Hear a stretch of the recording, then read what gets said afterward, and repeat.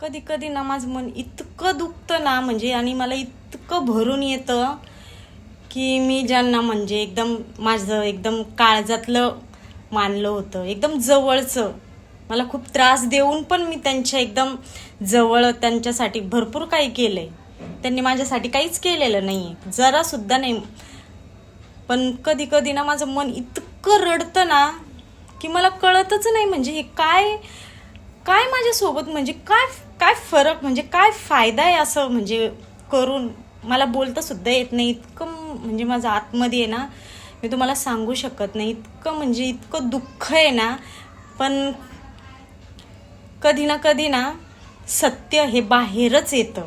आणि ना मी इतकी मनापासून देवाला प्रार्थना करते, खरंच देव असेल ना तर खरंच माझी ना एकच इच्छा आहे देवाकडं, की जे सांगताना सांगतात ना माझी चुकी आहे, मी कधीच नाही मान्य करणार की माझी चुकी होती. कधीच नाही मान्य करणार. फक्त आहे ना कधी ते समोर असं देवाने आणलं पाहिजे की ही चुकी आहे ना तुमची स्वतःची आहे, माझी नाही. आणि मी कधीच चुकी करून पुढं जाणार नाही. चुकले तर हाच म्हणन आणि नाही चुकले तर नाहीच म्हणन, अशी आहे मी.